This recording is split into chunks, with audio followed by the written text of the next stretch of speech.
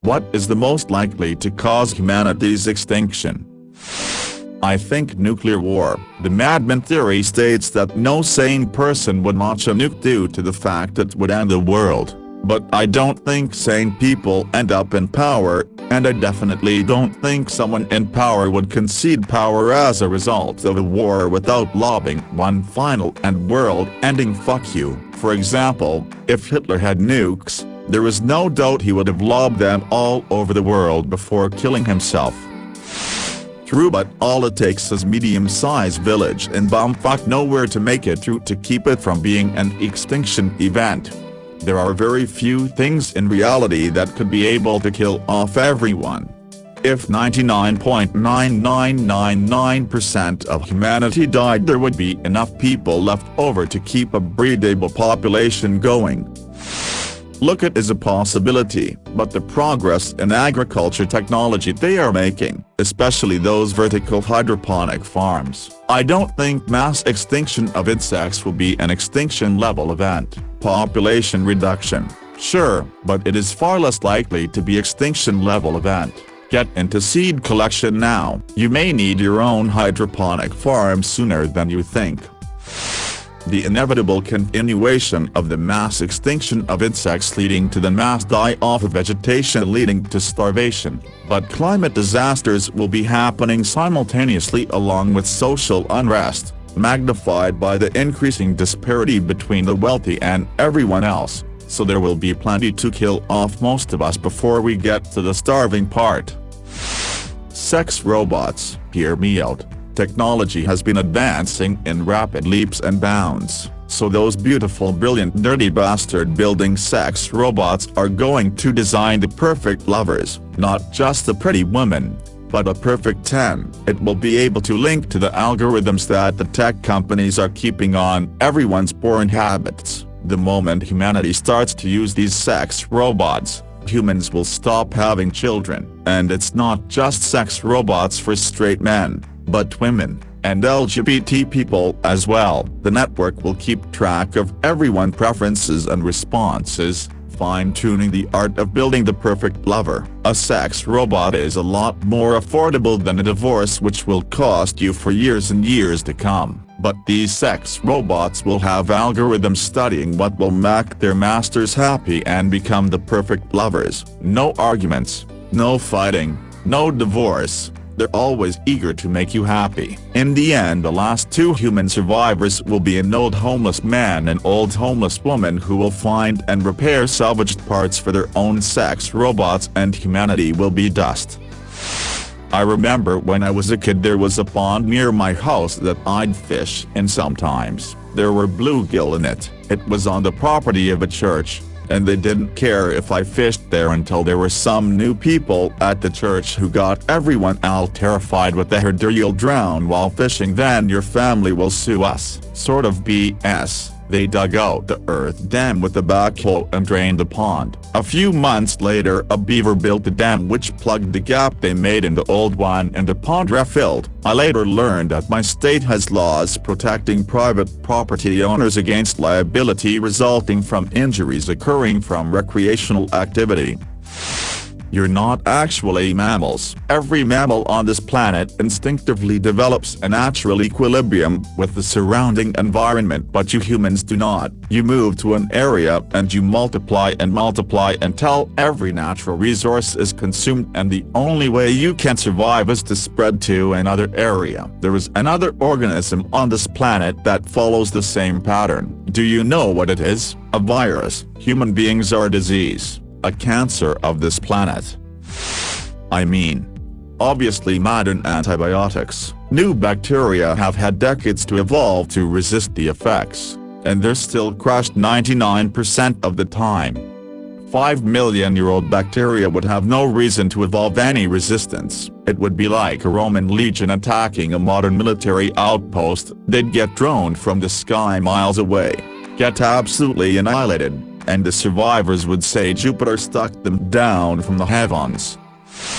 If tech suddenly went awry, there would still be plenty of people able to live in local farms. It would destroy our civilization, but people would survive. The only thing that would truly send humans extinct is the Earth becoming entirely uninhabitable for us and the food we eat, like an asteroid boiling our oceans or something like that.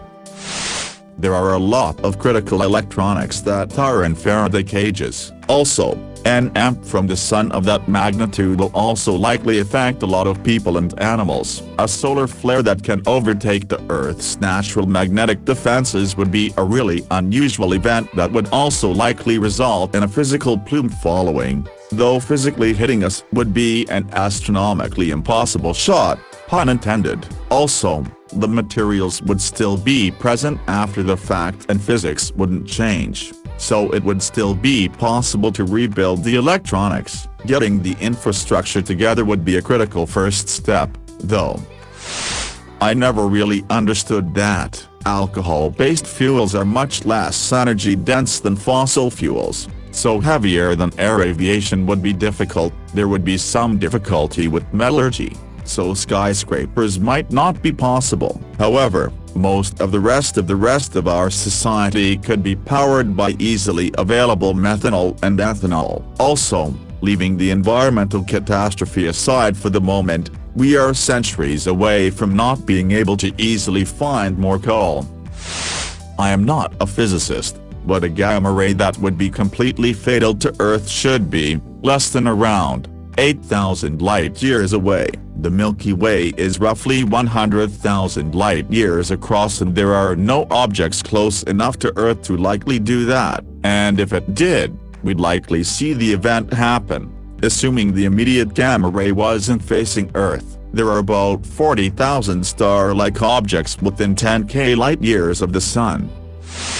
My fav is gamma ray burst. If one happens close enough to hit us, we probably wouldn't even detect it. That means that at any moment, we can be flashed right into extinction with very likely no warning. I think about that sometimes when life stuff is weighing me down. Edit. Apparently I'm wrong about the gamma ray burst cooking us instantly. It would wipe out our protection from solar radiation and kill us all slowly. One of you could tone down the condescension though. People make mistakes and can learn from them. There are other cosmic life-ending events that could happen and we can't do shit about, even if we could detect them. Some are confused as to why that comforts me. To answer that, it reminds me that things don't always matter as much as we pretend they do. One day, this planet will be a lifeless rock one way or another. The days we have are ticking down to our end.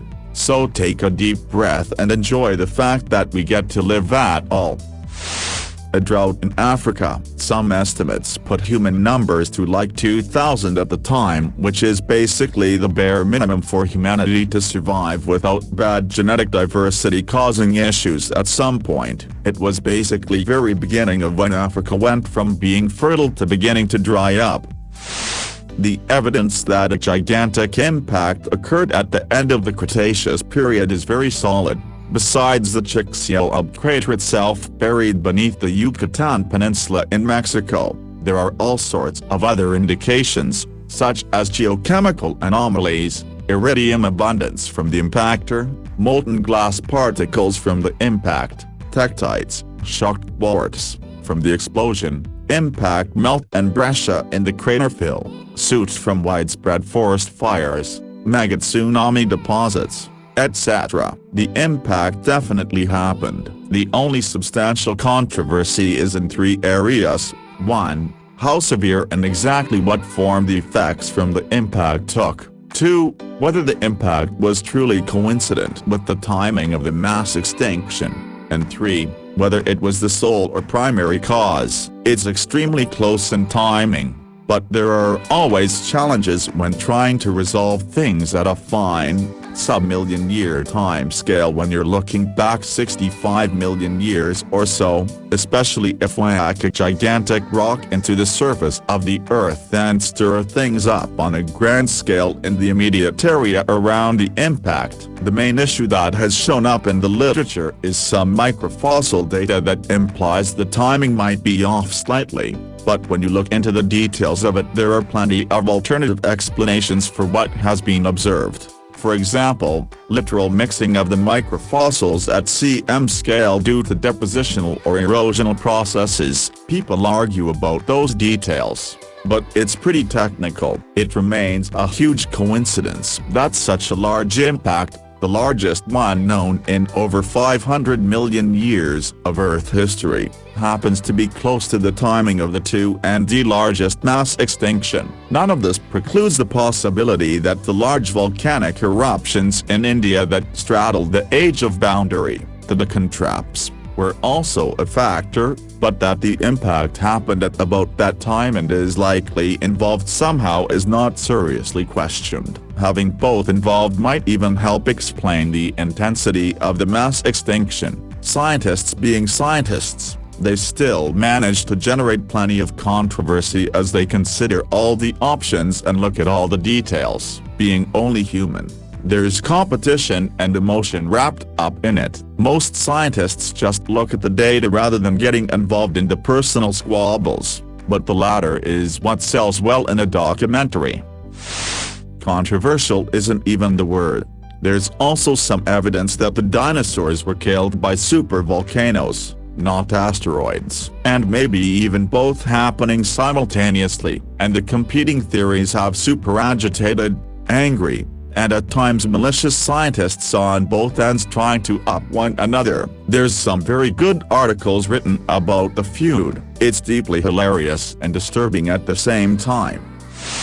Reminds me of the Cape honeybee. It's a type of honeybee that naturally lives in the Cape province in South Africa. It's just like any other type, except this single worker in the 90s was born with a freak mutation that allowed her to produce exact clones of herself without even mating, so now these clone bees with no queen invade hives of other types of honeybees, breed them out of their own nest, kill their queen and then disperse to infect other hives when the infested colony collapses. They're a plague for the African beekeeping industry, and there's no real way of getting rid of them. So if you're a South African beekeeper and see them in your hives, they're usually darker than regular bees, you have to burn the whole thing to the ground. They're all clones upon clones upon clones of that single freak worker bee that's been dead for decades. Not sure about their genetic diversity, but they definitely have contagious face cancer. One devil developed the cancer cells, and the cells have the ability to take up residence in other devils, probably because their genome is so similar, as you suggest. I just don't know that for a fact, and grow into tumors on the animal. These tumors will then shed cells when the devils fight and bite each other, which they do all the time. In this way, these cancer cells are hopping from one animal to another, but each cancer cell still has an exact copy of the genome of that original devil which died millennia ago. It's pretty interesting. It's hard to say, isn't it? Our reliance on technology to handle adaptation certainly slows down changes from environmental pressures, so even colonizing planets with vastly different, habitable environments would only cause slow changes. However, if we have to rely on sublight speed travel, then travel between habitable planets outside of our solar system might be a big enough hurdle that even that slow genetic drift could cause speciation if we don't actively manage our gene pool between systems. If we do figure out FTL travel, that physical separation will be much less significant. The other thing that might happen is spreading out across the stars might bring humans beyond the reach of government regulations on genetic modification. We might design ourselves into different species. Hell, even with conventional technology, body modification gets so far out there, I'm talking bifurcation, that there's some degree of behavioral isolation within our species. I don't want to imagine what mods people might do if a particular genetomorphology became en vogue. Founders Effect. https://www.genome.gov/genetics/founder effect. Genetic isolation is the first step towards speciation, though in this case, It allows for the start of genetic drift. https://n.m.wikipedia.org/wiki/genetic_drift. Perhaps due to how few of us were left after Tibet eruption, our genetics is common enough now that speciation will be rather difficult to achieve even when we're isolated from one another for so long. Thoroughly, the Tibet catastrophe was a genetic bottleneck event, and it may have shaped the future of humanity. That said, the migration out of Africa was more significant than that in terms of changes to genetic profile, due to isolation and founder's effect.